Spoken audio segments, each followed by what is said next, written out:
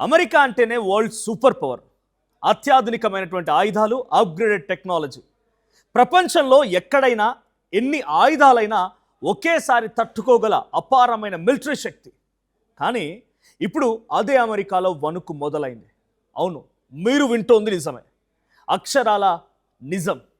ఇరాన్తో జరిగినటువంటి యుద్ధం అమెరికా అమ్ముల పొదిని పూర్తిగా ఖాళీ చేసింది. ప్రపంచానికి ఆయుధాలు అమ్మేటువంటి దేశమే ఇప్పుడు తన క్షిపణి నిల్వల గురించి ఆలోచించే దుస్థితికి చేరింది. అసలు యుద్ధం వల్ల అమెరికా ఎంత నష్టపోయింది? పెంటగాన్ రిపోర్ట్స్ ఏం చెప్తున్నాయి? మళ్ళీ యుద్ధం మొదలైతే పరిస్థితి ఎలా ఉండబోతోంది? Let's break down the story. Welcome to RTV. నేను మీ జర్నలిస్ట్ మనోజ్. ఇక మిడిల్ ఈస్ట్ యుద్ధం సమయంలో ఇరాన్ను తక్కువ అంచనా వేసింది అమెరికా. భారీ దాడి చేస్తే చాలు, ఒక్కసారి పూర్తిగా ఇరాన్ని పూర్తిగా బలహీనపడుతుందని భావించింది. కానీ ఇక యుద్ధం మొదలైన తర్వాత సీన్ పూర్తిగా మారిపోయింది. అమెరికా ఇజ్రాయిల్ని టార్గెట్ చేస్తూ బాలిస్టిక్ మిసైళ్లు, డ్రోన్లతో ఇరాన్ ఊహించని స్థాయిలో విరుచుకుపడింది. ఒక్క దాడిలో డజన్ల కొద్ది కాదు, ఏకంగా వందల సంఖ్యలో క్షిపణులను ప్రయోగించింది. ఇరాన్ దాడులతో అమెరికా, ఇజ్రాయెల్ ఎయిర్ డిఫెన్స్ వ్యవస్థలపై తీవ్ర ఒత్తిడి పెరిగింది. గల్ఫ్ ప్రాంతాల్లోని అమెరికా మిలిటరీ బేస్లపై కూడా దాడులు జరిగాయి. దీనికి తోడు యెమెన్లోని హౌతీలు, లెబనాన్లోని హెజ్బొల్లా గ్రూపులు కూడా యాక్టివ్ అయిపోయాయి. ప్రాక్సీ నెట్వర్క్ అంతా కలిసి దాడులు చేయడంతో మిడిల్ ఈస్ట్ మొత్తం ఒక్కసారిగా యుద్ధరంగంగా మారిపోయింది. ఇక ఇలా దూసుకొస్తున్నటువంటి ఇరాన్ క్షిపణుల తుఫానుని అడ్డుకోవడానికి అమెరికా, ఇజ్రాయెల్ తమ అత్యాధునికమైనటువంటి ఎయిర్ డిఫెన్స్ వ్యవస్థల్ని యాక్టివేట్ చేశాయి. అయితే అమెరికా యుద్ధ నౌకలు, ఇజ్రాయెల్ ఆరో systems, David sling, iron dome, వీటితో పాటుగా మోస్ట్ పవర్ఫుల్ థాడ్లు యూనిట్లు, ఇవన్నీ ఒక్కసారి ఆకాశం వైపు గురిపెట్టి గాల్లోని శత్రు క్షిపణులను వేటాడడం మొదలుపెట్టాయి. ఇక్కడే ప్రపంచాన్ని షాక్ గురి చేసిన అసలు నిజం బయటపడింది. ఇరాన్ నుంచి వచ్చేటువంటి ప్రతి మిసైల్ను అడ్డుకోవడానికి అమెరికా అత్యంత ఖరీదైనటువంటి హైటెక్ ఇంటర్సెప్టర్ని వరుసగా ప్రయోగించింది. అంటే యుద్ధం కేవలం బాంబులతో కాదు, డబ్బుతో కూడా జరిగింది. అదే ఇప్పుడు అమెరికా ఆయుధ నిల్వలపై భారీ ఒత్తిడిని తీసుకొచ్చింది. ఇక ఇరాన్తో యుద్ధంలో అమెరికా ఉపయోగించినటువంటి third most powerful defence system.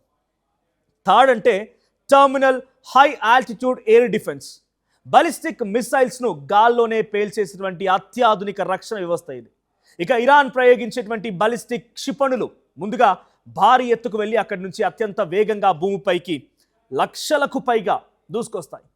ఇక అలాంటి క్షిపణులను గాల్లోనే అడ్డుకోవడానికి అమెరికా థాడ్ను ఉపయోగించింది. కానీ ఇది ఎంత అడ్వాన్స్డ్ సిస్టమో అంతకంటే ఎక్కువ ఖరీదైంది కూడా.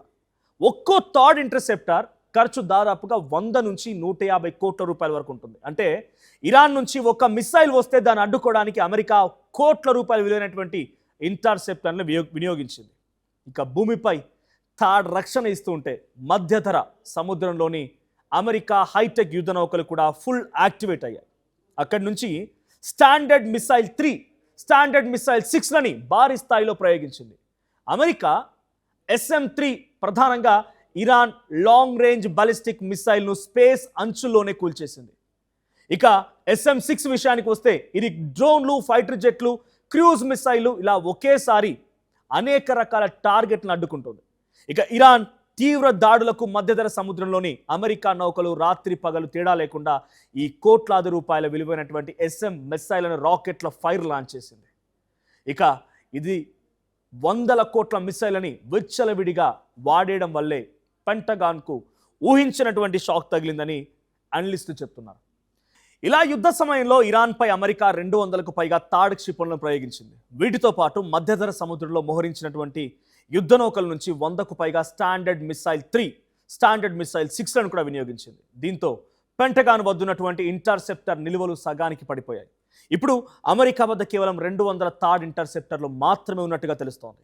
అమెరికా ఇంత స్థాయిలో క్షిపణులు వినియోగించడం పైన రక్షణ రంగ నిపుణులు ఆందోళన వ్యక్తం చేస్తున్నారు. ఇది అమెరికా, ఇజ్రాయెల్ సైనిక సమన్వయ లోపాన్ని ఎత్తి చూపుతోందంటున్నారు అనలిస్టులు. ఎందుకంటే యుద్ధంలో ఇజ్రాయెల్ కేవలం 100 కంటే తక్కువ ఆరో ఇంటర్సెప్టర్లు, దాదాపుగా 90 డావిడ్ స్లింగ్లను మాత్రమే ఉపయోగించింది. అంటే ఇజ్రాయెల్ తన ఆయుధాలను పక్కా ప్లానింగ్తో జాగ్రత్తగా వాడుకుంటే అమెరికానే తన సొంత ఖర్చుతో ఇజ్రాయెల్కు రక్షణ కవచంగా నిలిచి పూర్తిగా ఖాళీ అయిపోయింది. ఇక ఇలాంటి క్షిపణులను తయారు చేయడంలో అంత ఈజీ కాదు. ఒక్కో ఇంటర్సెప్టర్లో హైటెక్ రాడార్లు, సెన్సార్లు, ఏ ఆధారిత ట్రాకింగ్ సిస్టమ్స్ ఉంటాయి. రాత్రికి రాత్రి వీటిని ఫ్యాక్టరీలో తయారు చేయడం అసాధ్యం. ప్రస్తుతం అమెరికా ఒక్క ఇరాన్తోనే కాదు, ప్రపంచవ్యాప్తంగా అనేక దేశాల నుంచి ఒత్తిడిని ఎదుర్కొంటోంది.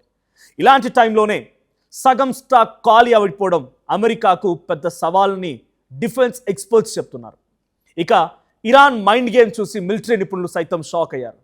ఇరాన్కు అమెరికా లాంటి అడ్వాన్స్డ్ ఫైటర్ జెట్ శక్తి లేదు, కానీ వారి దగ్గర మరో డేంజరస్ వ్యూహం కూడా ఉంది. అదే చీప్ డ్రోన్ వార్ఫేర్.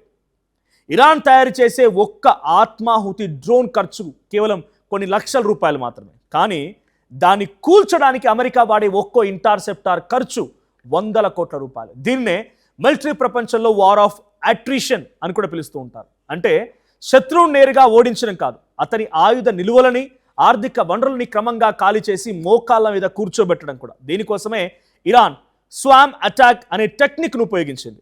అంటే ఒకేసారి వందల సంఖ్యలో డ్రోన్లు, మిసైల్ని గుంపులుగా ప్రయోగించి ఎయిర్ డిఫెన్స్ సిస్టమ్ని ఓవర్లోడ్ చేయడం. ఇప్పుడు అమెరికా, ఇజ్రాయెల్ వ్యవస్థలపై సరిగ్గా ఇరాన్ చేసింది ఇదే. ఇక మరోవైపు ఇరాన్ తన సైనిక సామర్థ్యాన్ని అందరూ ఊహించని దానికంటే, అంటే ఎవరైతే ఎక్స్పెక్ట్ చేశారో ఆ ఊహించిన దానికంటే కూడా చాలా వేగంగా పునర్నిర్మించుకుంటోంది. ప్రస్తుతం ఇరాన్ డ్రోన్ సామర్థ్యాలలో 50% ఇంకా సురక్షితంగా మిగిలి ఉన్నాయి. నెల రోజుల క్రితం పాకిస్తాన్ మధ్యవర్తిత్వంతో కుదిరినటువంటి కాల్పుల విరమణ ఒప్పందం నేపథ్యంలో ఏప్రిల్ 8న ఇరాన్ తన డ్రోన్ల ఉత్పత్తిని అధికారికంగా పునఃప్రారంభించింది. వైమానిక దళం బలంగా లేకపోవడంతో టెహరాన్ ప్రత్యామ్నాయంగా ఈ డ్రోన్లపైనే పూర్తిగా ఆధారపడుతోంది. యుద్ధంలో దెబ్బతిన్న క్షిపణి స్థావరాలు, ప్రయోగ పరికరాలు, కీలక ఆయుధ వ్యవస్థల ప్రొడక్షన్ లైన్లను ఇరాన్ రాత్రికి రాత్రి మరమ్మతు చేసుకొని కొత్త వాటిని ఏర్పాటు చేస్తోంది.